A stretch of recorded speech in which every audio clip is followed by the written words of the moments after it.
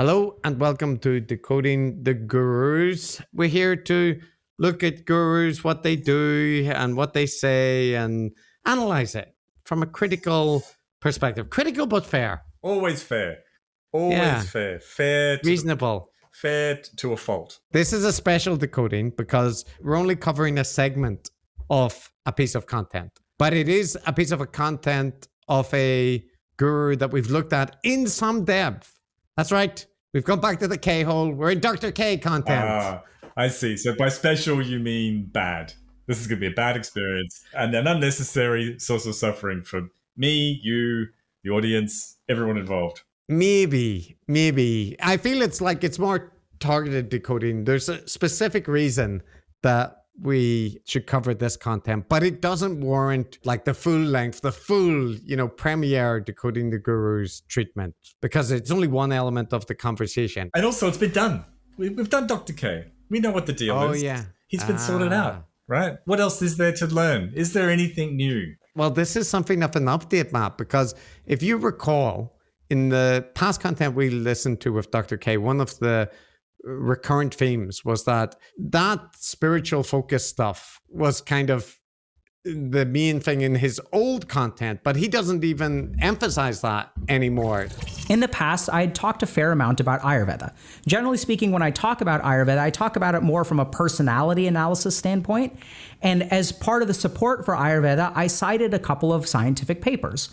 7 months ago, someone in our community made a post sort of questioning the veracity of the research that we were citing. And it turns out that they made really, really good arguments. So we talked about it on stream, addressed their criticism. Turns out that a lot of their criticisms were actually really good. And for the last 7 months, we haven't said a word about Ayurveda. Internally, we're going through the process of reviewing a whole body of Ayurvedic research. My point here is that sometimes at HG, we'll say particular things that we believe are correct, and we'll even do some research and we'll cite papers and stuff like that. But no scientific paper is perfect. And as members from our community will point out those kinds of things, we will absolutely adjust our behavior. A lot of those criticisms are out of date and whatnot. And then we showed that didn't seem to actually be the case because he was still regularly saying similar kind of things in newer content. But, in any case, that was an argument that he made. And let's see how well that has held up in this very recent content. So in particular, we are talking about a conversation he had with another YouTuber called Squeaks. They're all Loner Box or Turtle Dove or whatever. So this is Squeaks and Dr. K. And interesting, Matt, interesting framing choice here. So on Squeaks' channel, this conversation is called Indian Hate on the Internet, brackets, a discussion with Dr. K. On Dr. K's channel, it's just titled Internet Hate. So that might speak to the different way that the two of them approach that later topic. That's not what we're going to focus on because it's actually the introductory part of the conversation. But having listened to the whole conversation, that is, and by the way, a dividing line between them. Squeaks is more concerned with the kind of discriminatory racist stuff being targeted at Indians online recently in the uptick in it. And Dr. K sees it as just, like a manifestation of edgy online stuff and people don't really necessarily mean it. And the way to approach them is not to condemn it and whatnot. The first part of the conversation is more focused around spirituality, right? But I think it has some interesting motifs. But, Matt, one thing that I think is important, I believe this already existed in the content, but I don't remember it so explicit at the very start, but maybe it was. But this just reminded me of, Dr. K's specialty. Hello. I got to do my disclaimer. Oh, okay. Welcome to another Healthy Gamer GG stream. My name is Dr. Alok Kanoja. Just a reminder that nothing we discuss on stream today is intended to be taken as medical advice. Everything is just for educational or entertainment purposes only. If y'all have a medical concern or question, please go see a licensed professional. Maybe those disclaimers were always there, but, good to get it in. Good to get it in. No matter how much it looks and feels like therapy, it ain't. A lot like financial advice. Yep, this is normal. We're used to this now. Yeah, this is normal. So there's some discussion about, how both people are doing, right? This is, kind of catching up since the last time we talked about. And Dr. K raises this point. And then I've also been, I went through a little bit of a midlife crisis, which was really interesting. But then like sort of feel really good about it now. I think it's like a developmental stage. What was the result of the midlife crisis, if you don't mind sharing? So I think I had kind of been spiritually coasting for many years.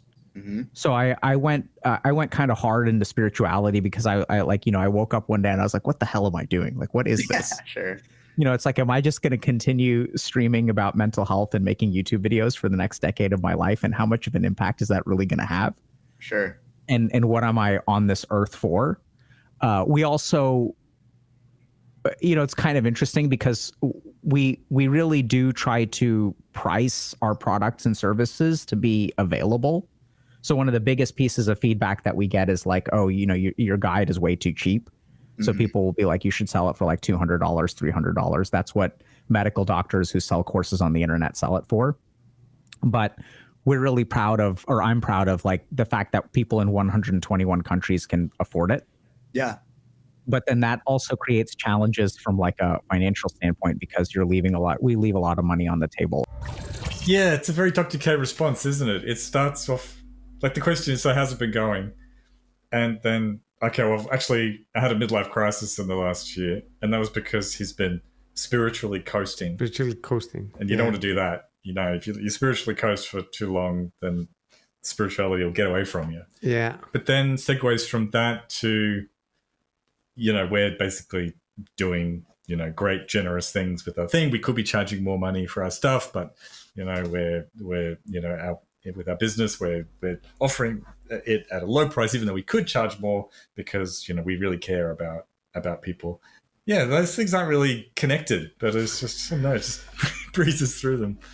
Yeah, well, there's the notion about like the dissatisfaction about, you know, am I just going to be a YouTuber? Am I just going to be making videos about mental health? I kind of, you know, you get it, right? Everybody might have those kind of, you know, regardless of what career you're in. But then like the switch over to, you know, there's a lot of feedback that I'm not charging enough. Like I should be charging more. And, you know, I'm really glad I don't charge that much, but there's a lot of money. There's a lot of money being left on the table. And, you know, just again, like, are there really that many people clamoring that you should increase the price of your product? Like you're being too reasonable. It's these low prices. But in any case, Matt, it continues. So like you say, it is an interesting thing that those two areas are combined. There's some sponsorship offers that we've gotten from companies that probably in retrospect, it's good that we didn't take them from even a perspective.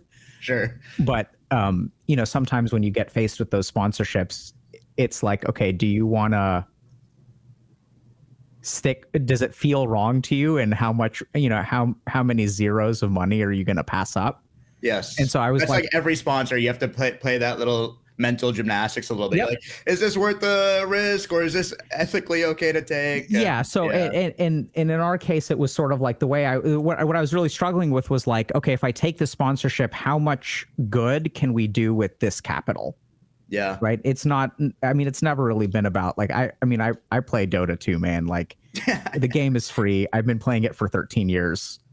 Yeah. Can I ask you a question about what you said? You said like you went through a midlife crisis and I like Squeaks is kind of like, yeah, that's interesting. But, you know, the original question was about, you know, the midlife.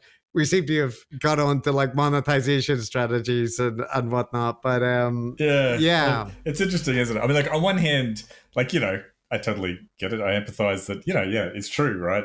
Like we've been approached by people who wanted to advertise. Well, we don't do any advertising, but even if we did, we'd be like, if we did, it'd be like, okay, is this okay? Yeah. You know, and everyone's got their different sort of things. So on one hand, I get it, that makes sense, but there's just that self-aggrandizing tone, like, and it feels like you know, well, you know, if we took this, all these, you know, all the zeros after it, think of how much good we could do with that money. I mean, maybe, I mean, there's a lot of entrepreneurial language there. Maybe it's being run as a charity, as a pure charity, an NGO, a non-profit. but I don't think No, so. it's not. I don't think so. No. And that notion as well, like it's a bit like this is very familiar with like Huberman and stuff, right? The money that we collect will go towards funding research into these important topics and will help us to improve the show, or Andrew Gold saying, if you subscribe, I'll be able to get even bigger guests and more conversations, more just that notion that like, it's not about the money for me anyway. I've got, I just play a free to play computer game. I don't need any extra money and whatnot. Like the lady doth protest too much. I feel it a little bit there. It's a very common thing, isn't it? And it's like you see it across. I think it is more an American thing, but it is also a corporate thing. Where you have companies, if you believe their advertising and their mission statements, right? You'd think that their mission was to save the world and make the planet, green and make everyone happy, but actually their mission is to make money for their shareholders, right? So we don't believe it. We don't take it at face value when companies do that. But on the other hand, in this this tech influencer California-esque type space, it seems like everyone says that, we're on a mission to do something good, better society. But, I'm not saying that plays no role in their motivations, but they kind of overplay that a little bit. They are, they are running a business at the end of the day. Yeah, it's a recurrent theme. But, everybody in the guru sphere has very lofty goals. They are all making profit, but that's not really what it's about. It's got nothing to do with it. Nothing to do with it. If they do make money, it's really just like, how can we then use this in order to make the world a better place?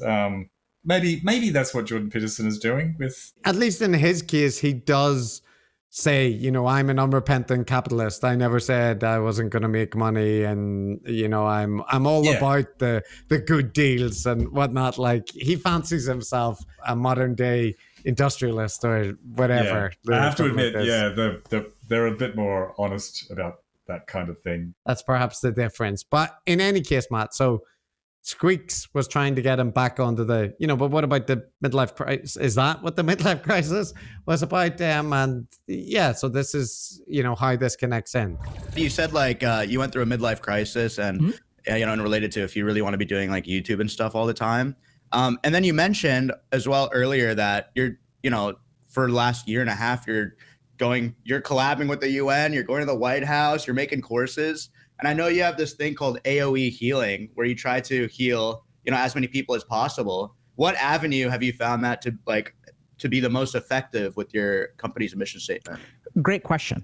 So I think it's kind of weird, but one of the key things that I came away with is like focusing on efficacy is not the goal. I know it sounds so weird, but it's sort of like there's some balance of like, is it effective? So we went to Capitol Hill a couple of months ago and met with 2 senators' offices and 3 or 4 congressperson's offices. And so like, is that effective? Like, I don't know. So I think a big part of that reframing was really thinking about, okay, what's the target we're shooting for? And what I sort of settled on is like, we're going to try to just do random amounts of good in ways that feel good. And if it isn't effective, because there are a lot of things that we do today that are not effective. Sure. You could argue that this stream is not the most effective use for solving the mental health crisis. You're kidding. And also, that's okay. So I think that's a big part of what I kind of worked through is like, okay, because then you start getting into metrics and it's like, how do I make the biggest impact? And it's like, you know what? Better people than me can save the world and make the biggest impact and get into that. I'm going to do what feels good to me. I'm going to do what feels right to me. I'm going to do what feels fun to me. And like, I'm okay. I don't have to make the biggest impact. I want to make some impact and I want to help people. But I actually moved away from efficacy as like an outcome. Yeah. And not that we don't measure it in some way, but that's not like the North Star. The first thing is it's a fair shift from the stuff that we previously heard in the content where it was all about we need to have the biggest impact on the biggest audience, the most effective, like efficient use of our time to spread the message. It's no good doing one-on-one. It just reminds me that like you can completely 180 to actually, aren't we all too concerned a bit with metrics? And like, if you help one person and you enjoy it, isn't that actually better? So like, it doesn't matter that you completely flip what you've been arguing for. And it just also happens, Matt, that, Dr. K was at the White House. He was meeting with senators and whatever. And there's been a shift, right? Presumably a lot of those people now don't have the same kind of influence that they might have had under a Democrat regime. So now, what's the point in, interacting with politicians and that kind of thing? Is that the metric of success? So I wonder if it is, just this organic reframing, or if the changing political winds means that there's less of a emphasis on like mental health programs now in the like modern political ecosystem in the US. Yeah, I'm curious about how he measured effectiveness before, right?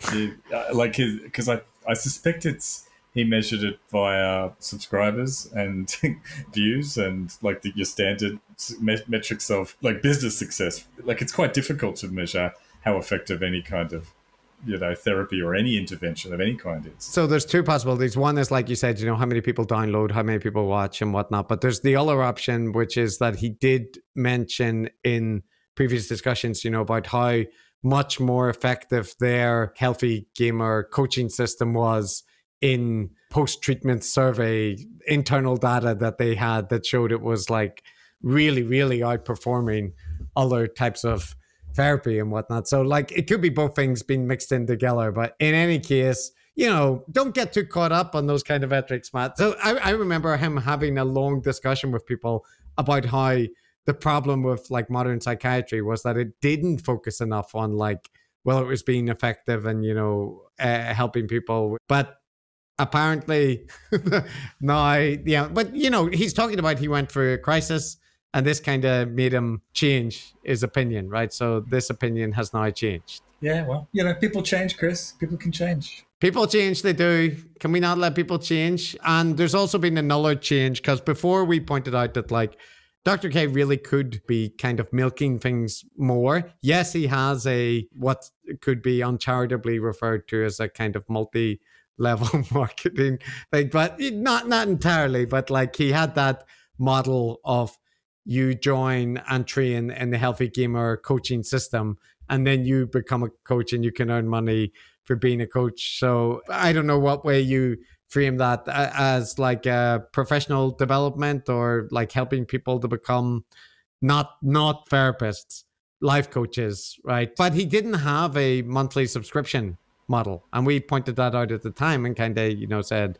well, it's actually somewhat admirable given, that would be common in this kind of space. Mm-hmm. For years, people have been telling me like, oh, you should build an app and like have some subscription-based model, right? Join the enshittification of content and charge people a monthly fee for things that they will never own and can be revoked because of some licensing agreements in the fine print. Let me just break my social media addiction by installing a new social media to help me break my social media addiction. And so we have a membership now, but for many years, like the key thing was like, people were telling me like, sign up, start a Patreon and do this and do that. And I was like, but what do people get? Yeah. Right? Like it's not, I'm sure a subscription model makes us more money, but like, just because it makes it, like, what do people get for that? And so it took us about 4.5 years, but speaking of going deep, so there's a group of things that I wanted to talk about that would not perform well on the YouTube algorithm. And so that's where we started our memberships, where people basically now they vote on what they want me to talk about. So like I'll prepare lectures that are determined by the members. So does this count as joining the enshittification of subscriber-based content or not? I'm sympathetic to this. I think that sounds reasonable because the YouTube algorithm does reward clickbait, and if you did want to do a more long form type series, then you might want to do Yeah, look, I'm just pointing out that started out saying, all these bad things about like recurrent memberships and Patreons and whatnot. But then the conclusion is, and now we've started our own one and highlighting the benefits, which already, that is what people said the benefits were before. So saying, well, what we're doing here is like, That's true. It is exactly the thing that he said before that is contributing to the shittification of the internet, right? It is a subscription thing where people that are keen on a multi-part lecture series on whatever. So yeah, I don't know. Yeah. Yes. And that model often, rests on that, like people forget to cancel memberships or whatever, right? Like this is, that's part of the nature of subscription services. So it's not that big of a thing, but what it is interesting then is like, just like with us, Matt, right? That in some way, assuming that you are building a Patreon or a subscription-based service, like, a membership service, so that you can get more deeply into the topics that you and your audience, are interested in, but maybe the general broader audience for your YouTube channel or whatever it might not be. That means that the content that you produce there should give you some more insight into where your priorities lie. Like in our case, for example, on the Patreon, we do this series of like decoding academia, right? Like focusing on papers or reading like popular science books and giving commentary, right? And or the Garometer episodes where we're like doing the scoring of the gurus that we cover. These are all things that kind of point towards us like being nerdy academic types, but maybe people wouldn't find that so interesting in the general audience, right? Or like the Very Bad Wizards, right? They cover the various TV shows that they find interesting, but they don't put it all out on the main feed, right? So that's perfectly normal. But what I mean is it gives you an insight to what people are interested in delving into. So what is Dr. K providing on this new platform? And the really fun thing about that, so the other challenge that we ran into is that a lot of like the good work that we want to do, I think is contrary to metrics on the internet. So one thing that performs terribly is if I make a 5-part, let's say, YouTube lecture series on emotions, part number 1 will do great, and each subsequent part will be like half as good, and it'll kill your channel because no one wants, like everyone, no one's going to stick around for part 5. But on the membership side, it's completely different. So these are people who are invested in kind of long-term stuff. So it's really cool because for me, it allows me to like go deeper into topics instead of staying on the surface. Yeah. And it feels a lot more like, okay, you all get to choose. So we had a lecture this past week on soulmates, which is like a really fascinating topic. And that one may have done okay, but like, we'll do like kind of advanced stuff, like weird stuff about spirituality, which is another big thing for me is like, I went hard into spirituality again for the first time. So for a couple of years, I've been doing some pretty hardcore spiritual practice, and that has completely changed my perspective. Oh, what practice? I started doing some more serious tantric practice. Mm-hmm. And then a couple of other Kriya type practices. Oh, okay. Can you explain that for people who may not know? I mean, like on one hand, he's describing like what's perfectly normal streamer, content producer thing, right? You want to do deep dives on X, Y, and Z. It's not clickbaity stuff. There's a few people that would really like to hear it, but it's not like millions. So it's kind of a subscriber thing. Makes sense, and it's good because it allows someone that wants to make a lecture series on that, allows them to do it. That bit is all perfectly normal. Yes, absolutely normal. He's kind of shifted his attention from AOE healing to just doing what he can. And I think that is probably a more reasonable thing. But the second part of that, Matt, was then to say, we can get into stuff like emotions and soulmates and whatnot, but we can also get into some more advanced spiritual stuff. Because I've been doing some spiritual techniques, and as per usual when people do this, and it's changed everything, Matt. So you thought before Dr. K was quite into Ayurvedic or spiritual practices and whatnot. Apparently he was only scratching the surface before. He's got into the deep tantra now, so we're going to hear a bit more about what it specifically means there. But I think that's telling that yes, you have these kind of lecture series which might not do so well or whatever. But then the next thing is, and, we can do more about spiritual content, which he previously said he was getting away from, right? Like he now wasn't focusing on spiritual stuff so much. That's his personal stuff, but like he's not injecting that into his content. So seems like it's coming back. I guess so. All right. So that's cool. Subscription model, deep dives into spiritual stuff for those that are super keen. All very well and good. What kind of things now? Let's hear a bit more. Here's the way I would explain it. So there's like, if you look at spiritual practices, there's a range of things that are plausible to things that are or maybe scientific to esoteric is like, there's like a spectrum. Okay. So if we look at something like mindfulness, which is not even meditation really, but mindfulness is like completely above board. There are tons of studies on it. Like we don't really know exactly what it does or how it works, but it reduces depression, anxiety, narcissism by somewhere around 20%, improves focus, productivity. And then there's all this like weird stuff. So when I started my meditative practice, I was very skeptical. Yeah. And so I started with the practices that were like scientifically verified. And I thought a lot of this weird stuff, like about like these different dimensions of consciousness and crap like that, like I thought all that was basically BS. Yeah. And then but over the last couple of years, and then I also was skeptical of spiritual gurus who charged gigantic piles of money.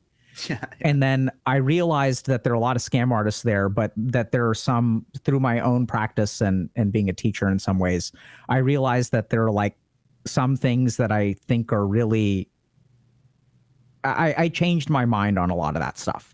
Oh, interesting. So, and I mean, I guess we can go into more detail if you want to, but like, I realized that there's just a lot of biases that we have that are like ignorant biases, right? So someone who is skeptical of, let's say, a high-priced meditation initiation, or even the concept of initiation, is working from a place of ignorance. They have no idea what initiation is. They don't know why it works, and they think it's bad.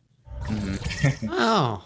I know what you're going to say here, Chris. I know what your issue with this is. Oh, really? Yeah. You've accessed the doors to higher levels of consciousness? Then tell me, Chris Dakota. Have I read your mind here? The issue with that is that it's not true. I don't think there was not a time in his career where he was like a super science guy, very skeptical of any kind of alternative treatments and so on. And he's just reluctantly forced to come around with it because he's been doing the deep practice, and he's realized just recently that actually there really is something to this.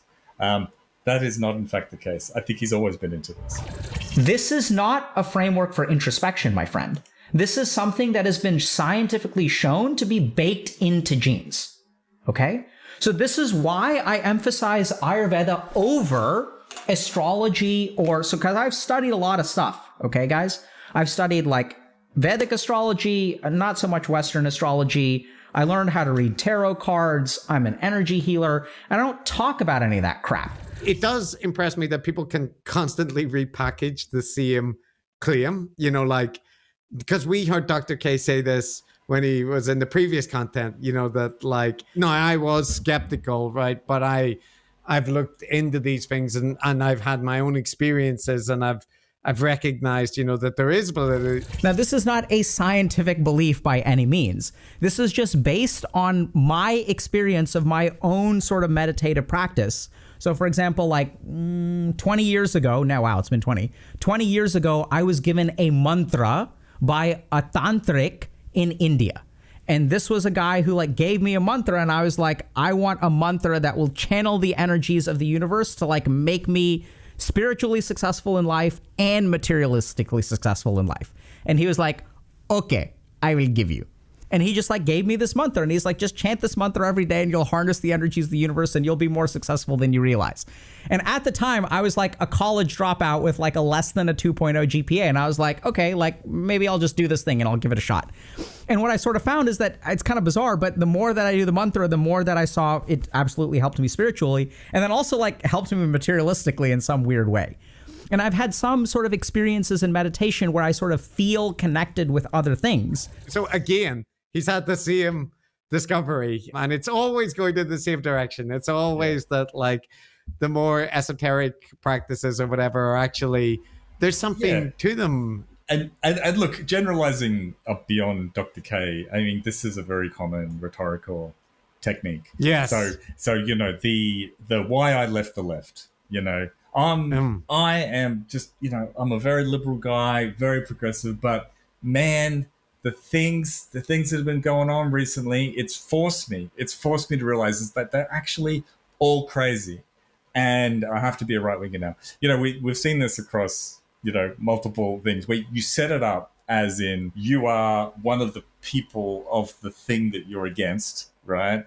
You're one of them, but you've been on this journey and you've been forced to come around to seeing the completely opposite point of view. It's quite an effective way to convince other people that you're not just an ideologue, a partisan. You're not biased. You're someone who's been compelled to take this view because of the evidence or the compelling arguments that you're about to present. So it's just a very useful rhetorical technique. And the problem is when it just doesn't really fit the truth about their background and their activities. Yes, but also here, Matt, Dr. K is talking about, like, one thing is that he claims that, the evidence base for mindfulness practice is absolutely rock solid. That's all been completely confirmed. And like, I encourage anyone who's convinced by that to look at more critical evaluations of the mindfulness literature, because it is not as rock solid as he presents.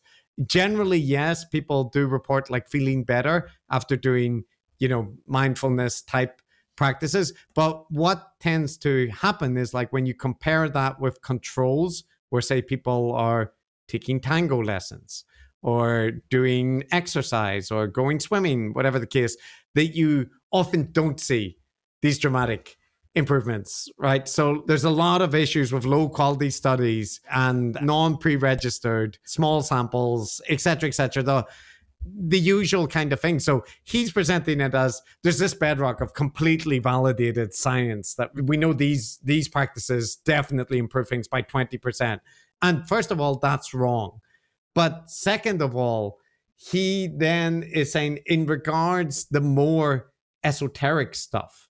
Now, remember when he was talking to Dr. Mike and they got into that whole 90% of is crap or whatever, which actually Dr. K did not say 90% is crap. That was Dr. Mike that made that point. But here you have this kind of framing where you can vacillate between the two as well, where like there's a lot of scammy gurus out there, Matt. There's people, they're charging money and whatnot. But if you locate the right teachers, if you can, see through the crap, which Dr. K is, you realize that actually your bias against them was ignorant bias. And it's true that not everyone benefits from this kind of treatment, this kind of practice. But if you look carefully, you'll see that the people that don't come to it with a lot of negative energy. They're not ready for this kind of, there's lots of ways to do this. And I know there's a lot of people that are out there that are fans of positive psychology and the various types of things, right? There's an infinite number of interventions like this that sound good. Yeah. Building resilience, Does this sound good, though, Matt? High price initiations to like gurus? That's what he's referencing, he's saying he was unfairly dismissive of their value. But that's a very niche, even within the whole alternative spiritual ecosystem, like paying large amounts of money for an initiation is a relatively niche product. So Chris, is this exactly what I think it is, or what it sounds like? Like, what is a high-priced initiation exactly? I can explain, but let's hear Dr. K. So over about 18, 19 years of practice, I started to realize that, a lot of this crap is valid. And I understood why it's valid, how it's valid. So I would say I took the plunge in some ways. Oh, interesting.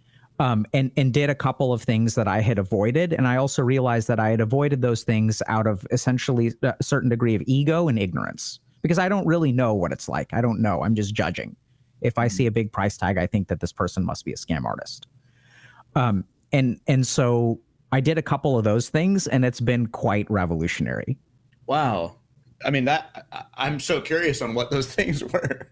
Because so I share your same skepticism on like the guru charging a lot of money. Because I feel like, you grow up in India and you hear about these like gurus in villages who are just like basically taking advantage of poor people. is how I used to see it, where they would charge people at like basically all their money to reach some sort of enlightenment. I feel like that's antithetical to what enlightenment should represent. It's like it shouldn't be a cause and effect or input thing. It should be like a quiet solo work. Like enlightenment can't be sold is what my preconceived notion is. But maybe you know something. Maybe there's some practices that are legit. Yeah, so I think it's a very reasonable statement to make, but I and this is going to get weird, but okay. I think there are presumptions about the nature, like the metaphysics of enlightenment, that I think that we're missing a couple of things. There's a lot of presumptions about enlightenment. One of them is that it doesn't involve paying a lot of money.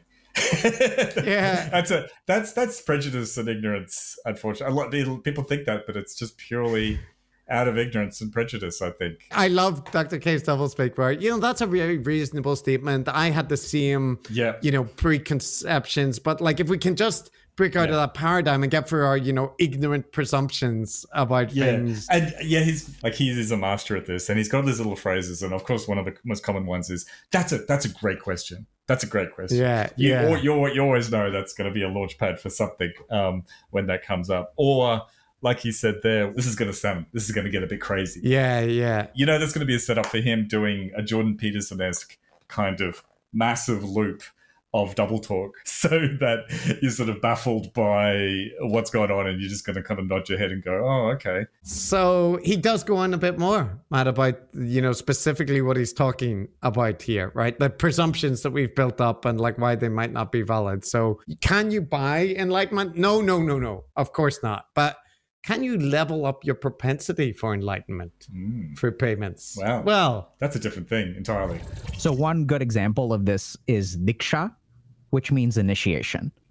So people think that there is, like if I get initiated into a practice and I just like read a book about the practice or watch a video about the practice, those are qualitatively quite different. That's my view now. So to receive diksha from a guru, they basically impart, it's like they impart a portion of their spiritual energy into you, which is kind of like receiving a down payment for a house.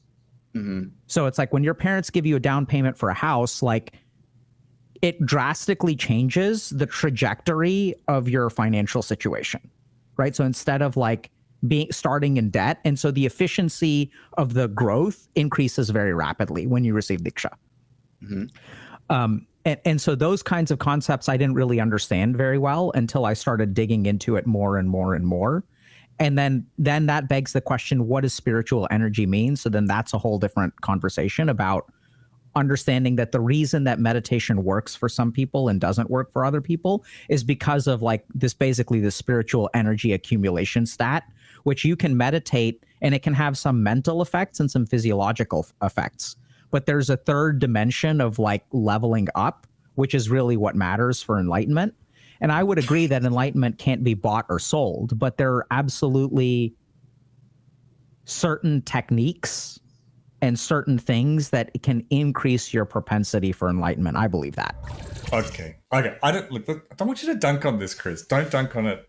I want to help me follow the arc of the logic here. So we started off, am I correct, with an analogy, which is paying a lot of money upfront for an initiation is analogous to your parents giving you money to put a down payment on a house, which puts you financially ahead. So, via the cumulative returns, whatever, you're going to get a big boost financially from that gift. So that's kind of what's going on when you give money to a guru, because you're going to get an immediate spiritual boost. Is that right? So the analogy, if I follow the logic of it, I think he's saying like you are you, right? And your house that you're building or buying is your spiritual progress, right? Yeah. So you've got a mortgage or whatever that you're going to, have to pay for many years to get,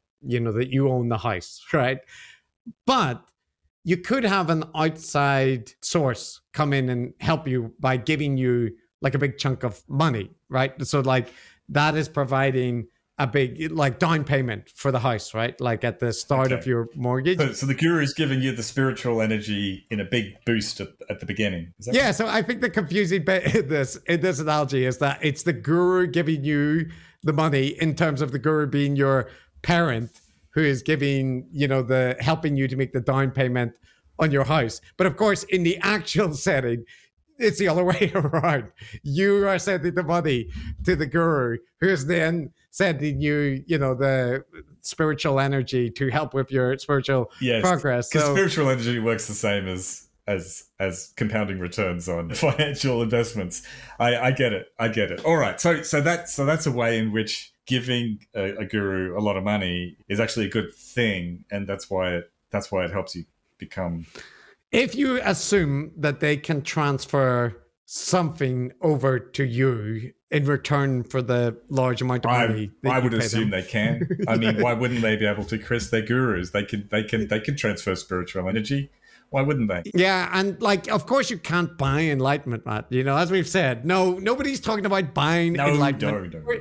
We're talking about supercharging your spiritual capacity stat or accumulation stat. And you also heard, you called this out actually before this clip, that notion that some people, they do meditation and whatnot, and they don't find that it works for them or whatever. But that is often because their spiritual energy accumulation stat is so low to begin with. That would be me. I would definitely fall into that category, I think.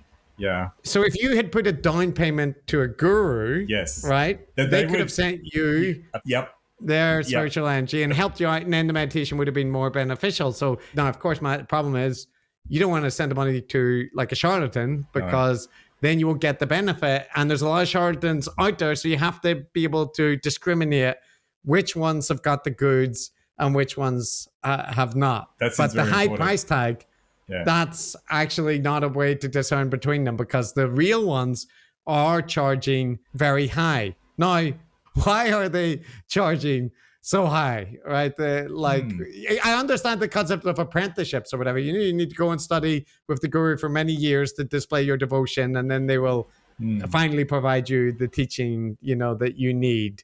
That makes sense to me. Why would a large sum of money or equivalent work in exchange? So Squeaks raises this point, okay? And let's hear the answer. So then my question is, and sorry, if you want to move on, I'm happy to move on as well. But my question is, then why is there a price tag on it? Oh, what a great question. Like if it's so revolutionary, it's enlightenment is described as basically a fundamental, it's almost every human's journey, whether they know it or not. So it's like, then why are people charging anything for it in the first place? Like distribution? So no, that's a question that I can't confidently answer, but I have a couple of ideas. The first is that sometimes when they charge things, what they're charging for is essentially their time. So when you work with some gurus, they will do spiritual practices on your behalf. So it's basically like outsourcing a portion of your spiritual grinding. So it's like Bluetooth spiritualism. How does that work? Yes. That's pretty crazy. Yeah, it's crazy, right? So if I were to ask you, Squeaks, if you want to imagine you wanted to make a work of art, or you wanted to have a garden, you can outsource that labor. Mm-hmm. And the outsourcing of spiritual labor, I think, is a possibility. So that's one piece of it. Okay. A second piece of it is that sometimes there are certain objects which are rare and materially valuable. So, for example, if you get a yantra, which is like a mystical symbol, oftentimes it'll be made of a precious metal. And so the price that the guru charges, as crazy as it sounds, economically varies with the price of gold or the price of silver. So that's the second piece. The third thing, and this is the big one, is that a lot of it is about the ego in the faith of the recipient.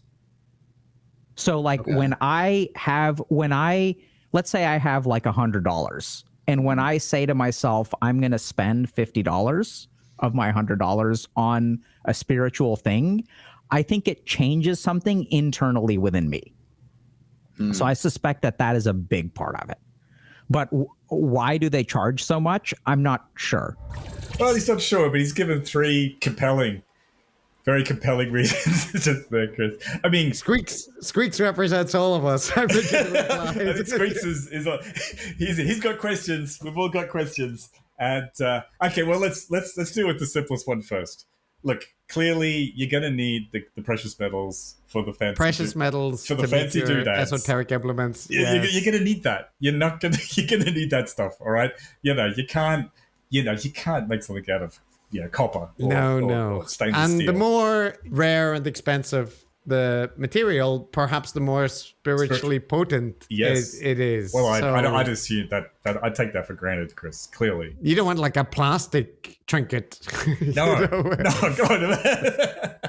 like the things you've got on your windowsill behind you. I'm not going to get any spirit. I sense no spiritual energy from that gear. Hey, the Dharma dolls have spiritual energy. They're made out of paper mache or something. I don't know. So yeah, that's a simple one. That's clearly a great point. What was the first one though? I've forgotten the first one. Oh, the first one was that you're not counting in the amount of time that they like. This might actually be like hiring a freelance landscaper. Oh, this is the outsourcing, spiritual labor. Of course, this is brilliant because this makes sense to me, right? Because it is, doing spiritual practice is a lot like hiring someone to mow the grass or to build an extension to your house, or a company outsourcing its human resources stuff to whatever, or call centers or whatever. That makes sense. That is how spiritual development and achieving enlightenment works. And that costs money if you're going to outsource it. Like, I personally would never, I'm just never going to put the effort into any kind of spiritual development, Chris. That boat has sailed. But I'm relatively well off now. I'd seriously consider getting you to do it for me.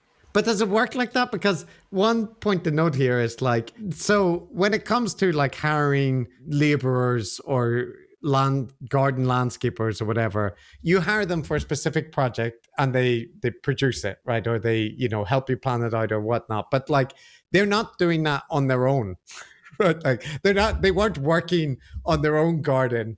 And then you came over and like said, well, if I give you money, will you give that to me? Like, that's not the way it works. But with gurus, aren't they generally generating like spiritual power, doing spiritual practices for their own reasons, not on commission, right? They're not like waiting till the next request comes in so they can allocate the energy over to this person, right? So like, does it work? I mean, I've just got questions because it feels like the gurus are doing the work anyway. So this analogy doesn't exactly work because it would be more like me donating to somebody that is working on a project.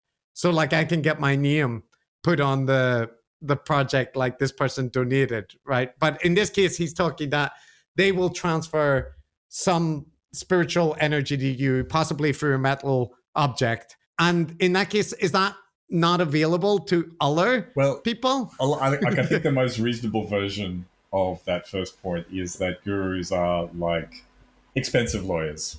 Yeah. They've invested a lot of time and effort into developing all of those skills, developing that track record of lawyerly things. If you want their lawyerly services, they're going to charge you an arm and a leg for it, but it's worth it because they got the skills. They're going to advise you well. Yeah, and presumably if they're building a relic or constructing one out of precious metals, that will take time as well. So that's true. You've segued into point 2 there, but that's fair. They overlap, Matt. They overlap. And we haven't even got the point 3 yet. Point 3 is the most important one because I think making the most important thing is that you're making a commitment. Like when you hand over $10,000 to a guru, the guru they don't want your money for themselves. No. Right? They'll probably just burn it or give it away. They're beyond interest in those kind of things anyway. They've spiritually evolved. They've probably achieved enlightenment. But they have to take it from you because they know that, you're not at their level. Making that great sacrifice and parting with such a large amount of money is an important milestone for your journey to signal that you're truly ready to embark on your own spiritual mission. So that sounds completely fair and reasonable. What I don't think is the reason is that they would want that money like the lawyer does just because they want your money. That was not one of the 3. reasons. No, well, that's probably presumably that's the bad gurus that are motivated by that, right? So again, you got to have the right discernment here, but it's a sign of commitment, right? So much in the same way that in Scientology, if you want to ascend to the higher levels of, cheap. It's not cheap because you got to indicate your commitment to the system, to the program, right? Scientology is not about making money at all. They don't want. They have a mission money. to literally save the world. I mean, that's the beautiful thing about Scientology. They don't care about money or power or influence and things like that. Nice things, mansions, nice cars. I mean, sure, they have those things, but they live in a capitalist society like we all do. So the people at the very top, at the very tippy top, of course, of that pyramid. But they live in a capitalist society, so we mustn't judge them for that. No.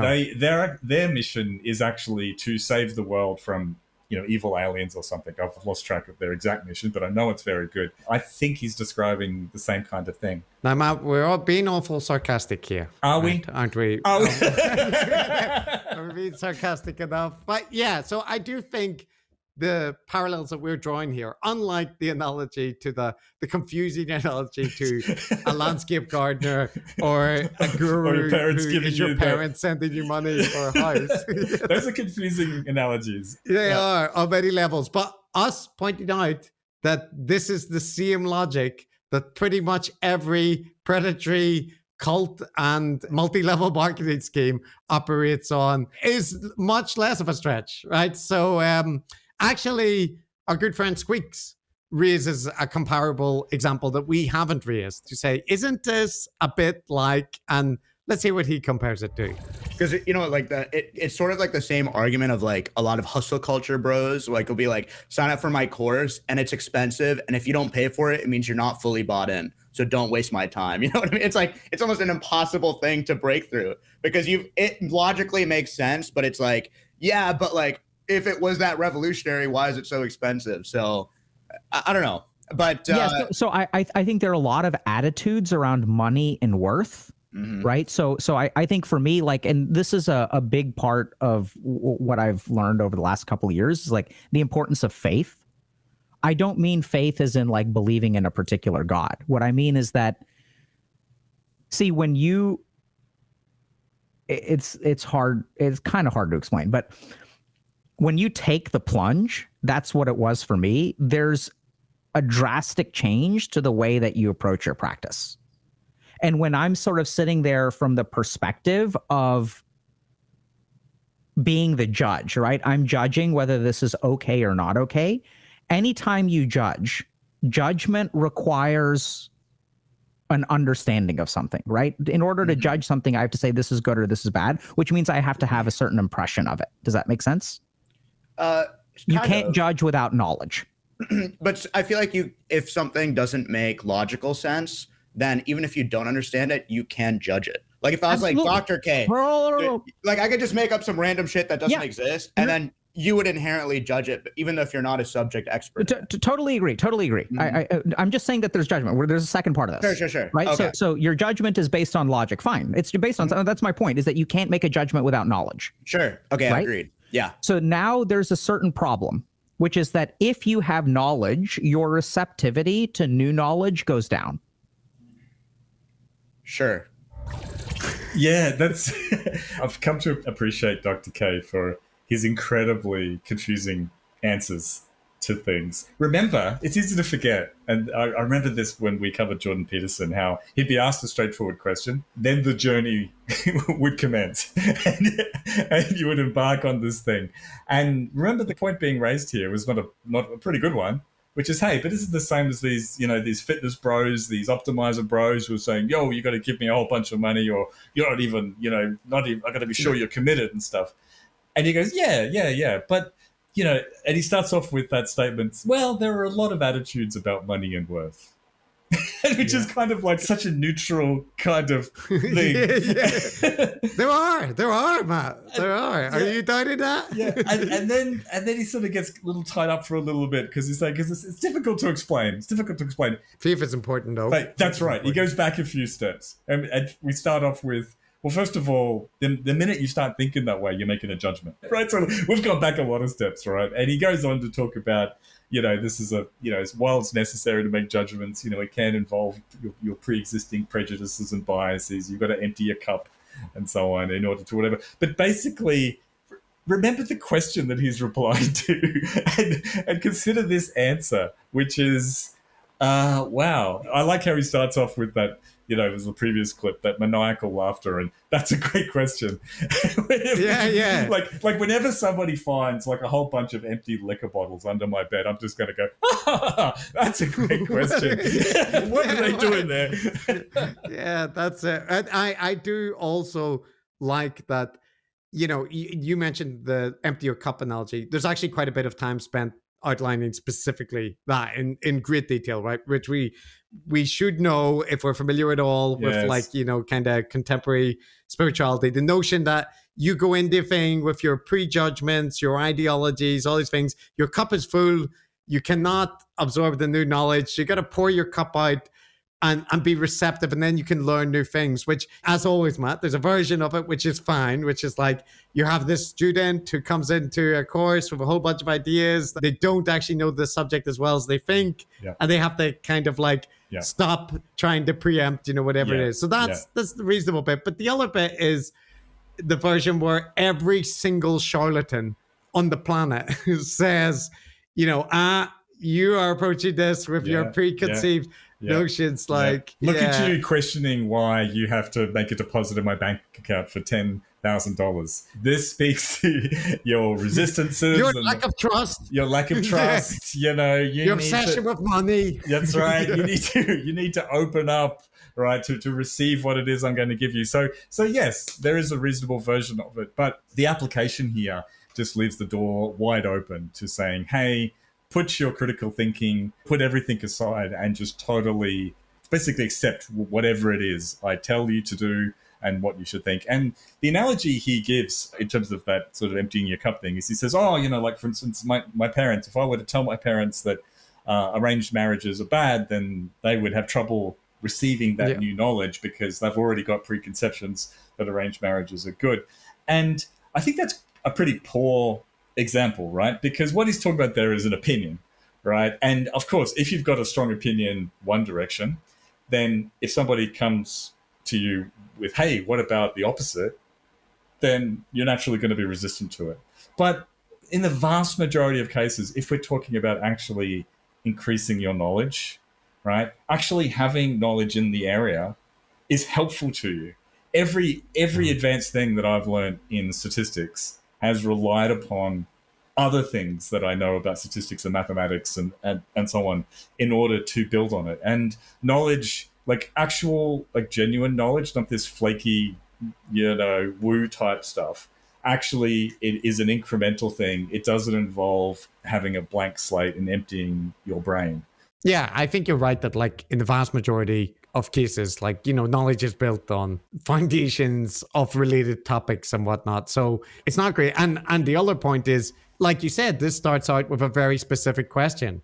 What about like the hustle bros? So if you apply Dr. K's logic to that, so you shouldn't approach Andrew Tate's course with this closed mind because, you think that this looks like a scam, but he's saying you are coming with these preconceived notions and that's what's holding you back from success. Like the minute you think, hey, maybe this is a scam, you're making a judgment. And judgment is fundamentally a closed mind process, in order to learn new things. It's a beta male thing to do.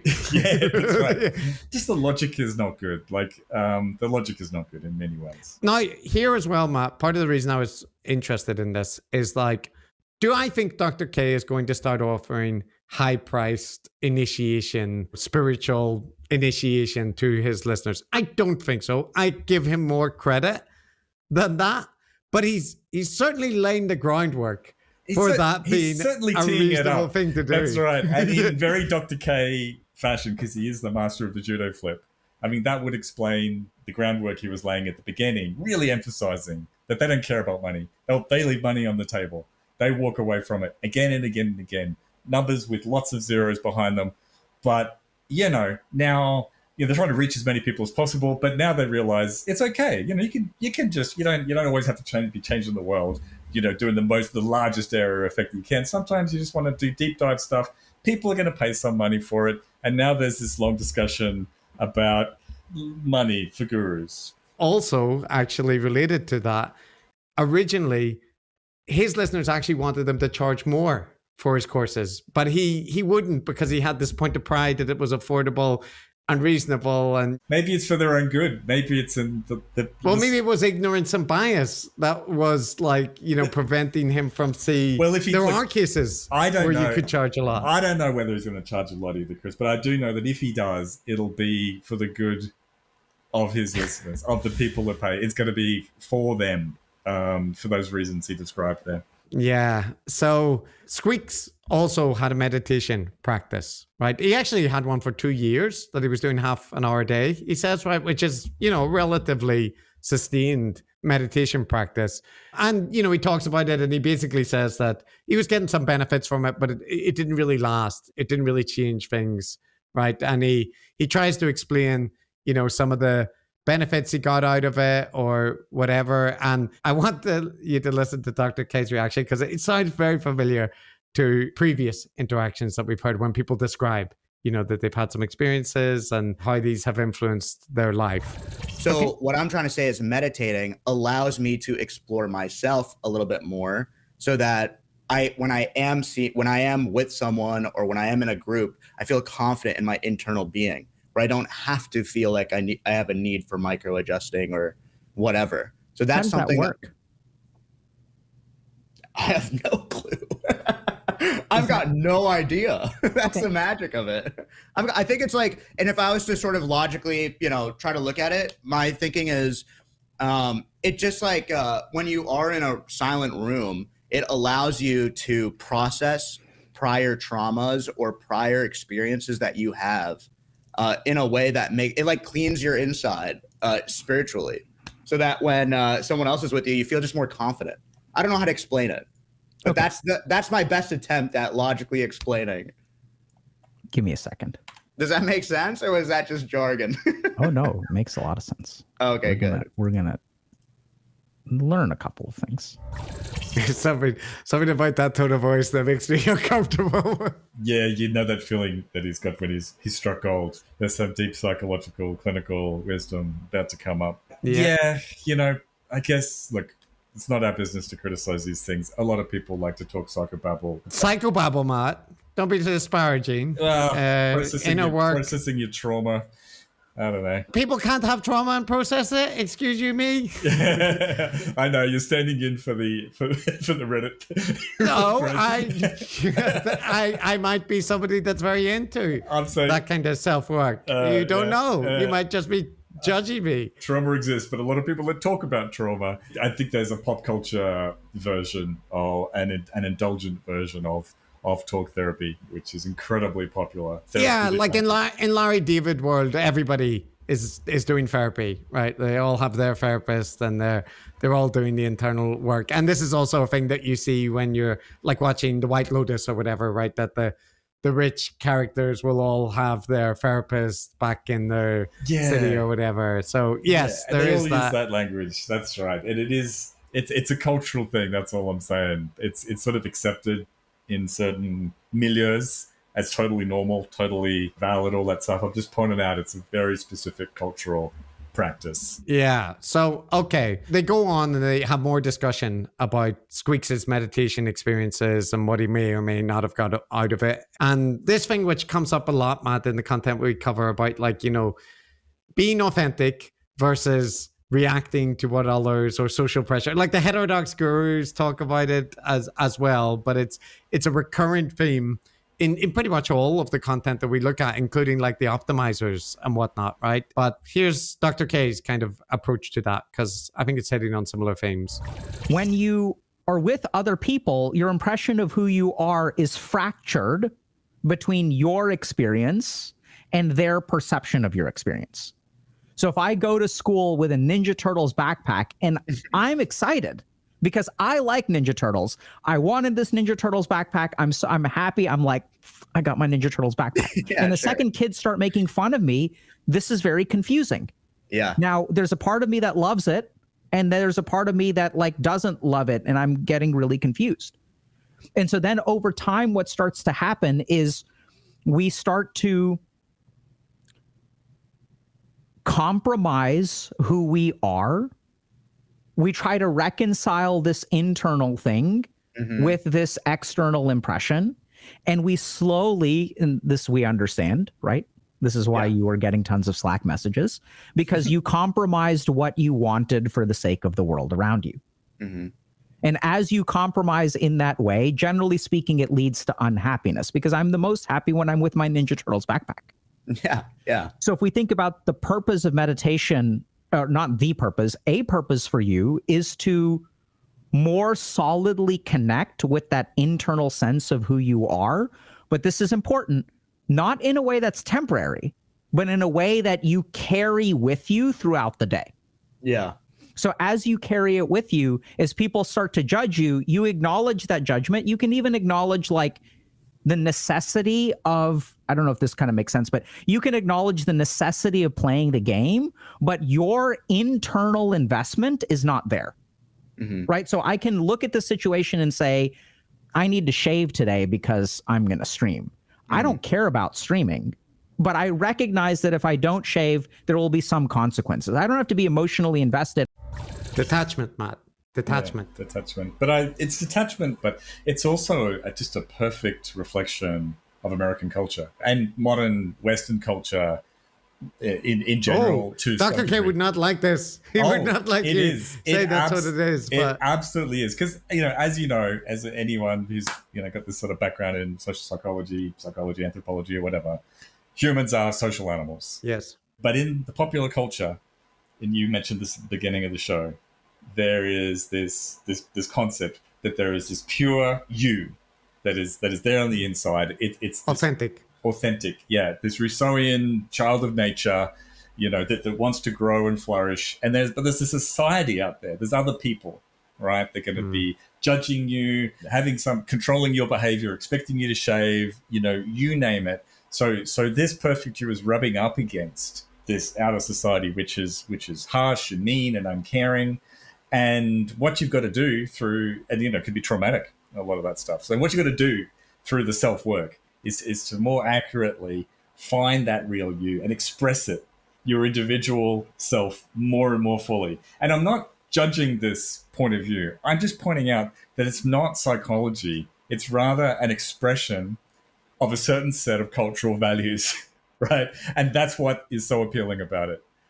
That's all I'm saying. It's not saying it's good or bad. Like it's not, I think, fundamentally better or worse to be like in the Japanese sort of society where it's like, where social pressures are super high. You need to accommodate yourself better. If you're not fitting in, then you need to change, sort of thing.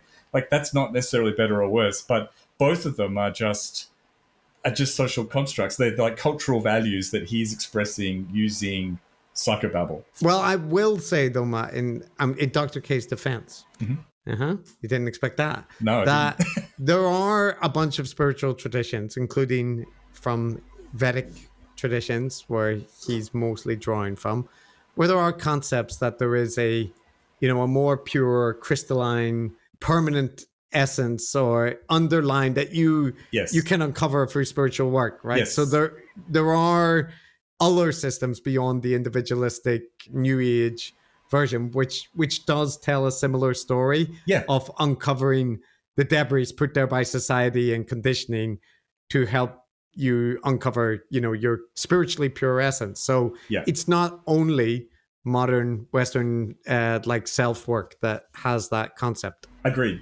No, I don't disagree with that at all. And, like the Zen Buddha's take on it, right, which is, it's a bit of a different angle, right? You kind of deconstruct the self and find out there's nothing there. But it's still a similar kind of thing, right, where you're kind of ignoring the outside world to a large degree and focusing on cultivating an inner purity, or even if you call that purity and nothingness, it's still the same kind of vibe, right?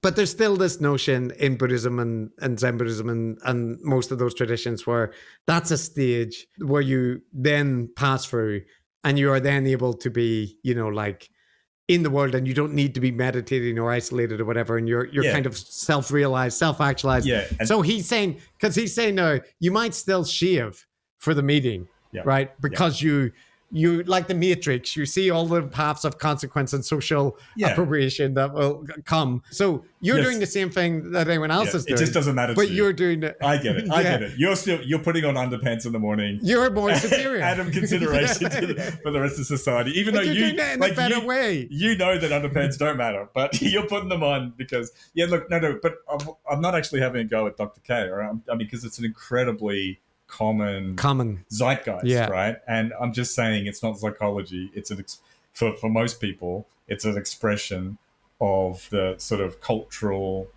values, and No, some positive psychologists might sign on to it. But in any case, yes, I agree. Yeah, so there is that notion, that your inner self is really into Teenage Mutant Ninja Turtles. That's the real you.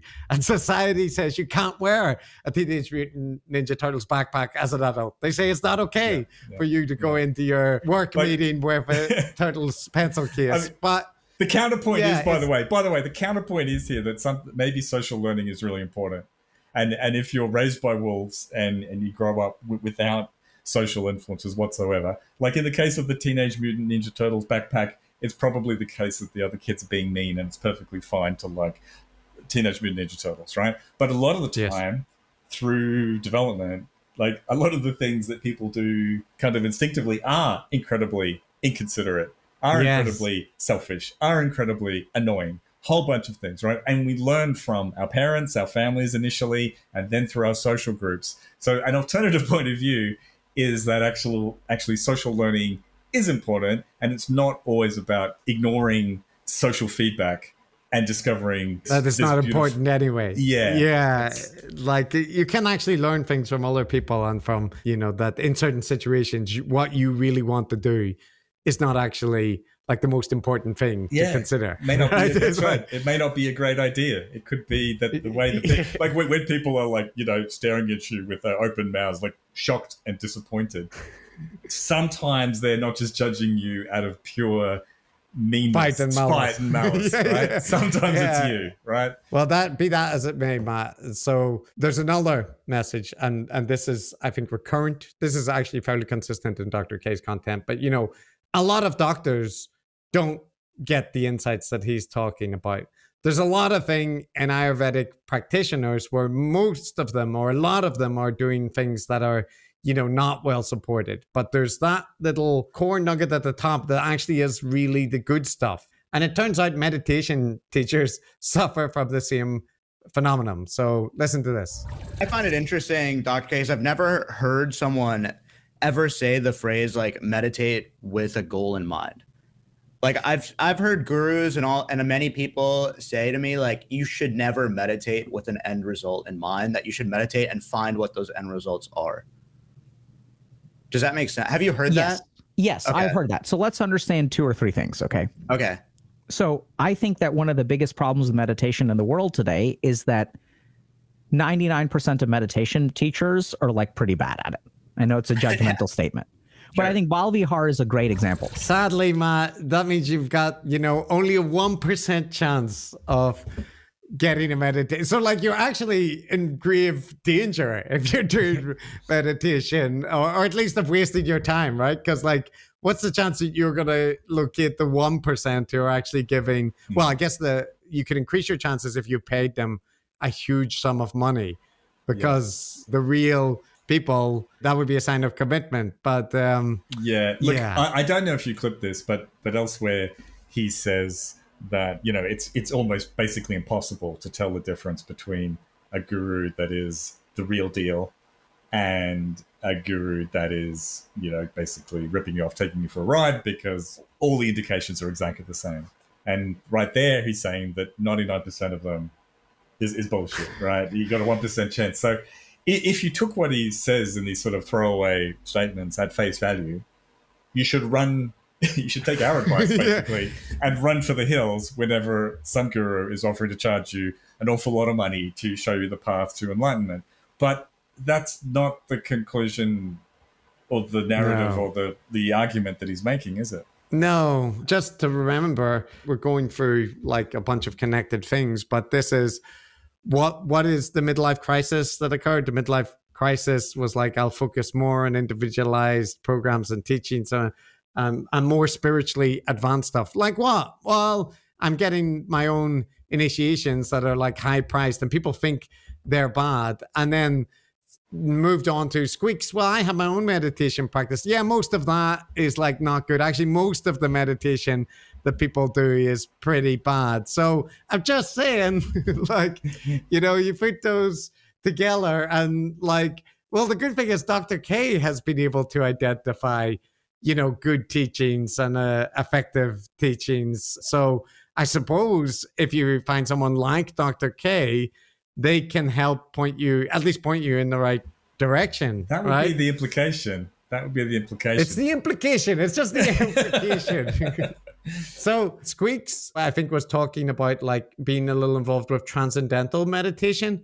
This is a type of meditation that was quite popular in North America and was like associated with a guru and whatnot. But I think it's fair to say that it's one that's like more prominent outside of India than inside, right? Like, so it's a kind of westernized, popular meditative practice, but originated in India. I actually don't know the relative popularity of it, but I know like it's a thing that was popular in kind of the 90s and 2000s in the US, and a lot of people that study meditation as a result have been exposed to it, right? And Dr. K talks a little bit about like what he thinks has happened in regards to transcendental meditation, because he used to be critical of it. But listen to this. It's so funny. It reminds me of like an analogy of required reading growing up kind of ruins reading when you're older, where like they make you read the most boring shit ever. And then of course people don't want to read books because they associate it with like, tests and assignments and stuff. So it's very similar in that light. If a bad experience with meditation because of a poor teaching, you'll always see it in a poor light. And I think if you went through some TM based whatever Silicon Valley thing, like, I think that. So I used to be a lot more negative towards TM than I am now, but I think TM is a really good example. And there's some weird metaphysical stuff going on there of like just generation after generation of imparting spiritual knowledge that I think has basically been watered down, because that initial Shakti from Maharishi Mahesh Yogi to his initial disciples, it kind of wanes over time unless you like boost it up. So it's like, I gave you a down payment, but unless you pay off the house and you sell it, you start earning rental income on it, you can't make the down payment for someone else. Yeah. So the down payment shrinks and shrinks and shrinks and shrinks. That's my understanding of it. Don't you remember the down payment analogy, right? We're back there. Then we have the transcendental meditation. The original insight was like he believes that was, a real, like spiritual down payment. And the followers over time, it's been diluted. And like, that's why, but like the original transfer was so potent. That is why it was able to be effective. But now like they haven't been doing the right thing. So they haven't been able to like kind of top it up. So it's again speaking to this version of spirituality where it's, there was a guy, he was very spiritually powerful. He was able to, help a lot of people. And then the followers have kind of not, done the practice right and all. So like, it's just the approach is so different than whenever he was talking in the content with like Dr. Mike or whatever about how he's talking about, doing practices that are based on, self-development. And it's all, stuff that's quite well empirically thing. And anyway, he's not focusing anymore on the Ayurvedic stuff in his content because that's not really, that's his personal thing. But this is so, it's just all of it is so different. It's a different model. Yeah. And it's a religious model. Yeah, absolutely. I mean, actually it reminds me again of Jordan Peterson, because Jordan Peterson also does that little two-step. Like he switches between sciencey Dr. Peterson, right, where he's citing studies and it's evolutionary psychology and lobsters and so on. It's just science, And then he'll switch to the most abstract, bespoke religious reasoning in the next breath. So you can sort of have your cake and eat it too. You can be the man of science, and you can also be the spiritual religious mystic. So yeah, I mean, I hear what you're saying. It's just he gets to play both corners. But somebody, Matt, some people have to mention it. They have to highlight it to the audiences out there. They have to let the world know what goes on.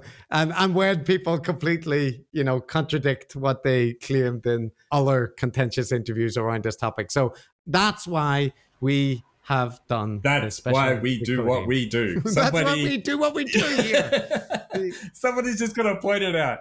Take it as you will. You know what I mean? Yeah. Other opinions are available. Like you say, maybe you love positive psychology. Maybe you're into transcendental meditation. Whatever. Who knows? Maybe you want to go see a guru. That's all fine. Up to you. Your choice. What we're doing is just pointing out some inconsistencies, some issues in following the logic, and giving our opinion. Yeah, that is it. But some people have said, Matt, some people said that the original episode, the one where we decoded Eric and Brett and their grand conspiracy around Carol Greeder, that was the original, the purest decoding, the potent source. And everything since then has been a dilution of that original insight that we have. It's gotten less powerful. So, people can judge for themselves. Judge away. We judge. You can judge. Dr. K says judgment is bad. Empty your cup. But I say, no. Keep filling it up. Judge away. Don't abandon your critical faculties. Yes, keep an open mind to some degree, but come on. Well, Matt, you did your duty. Good job. Your spiritual potency is increased by 400%. Precious metal artifacts are in the meal to you to increase your spiritual capacity. And please say those mantras that I've sent and do the work, okay? Gotta do the work and send the money. I will. Bye-bye. See ya.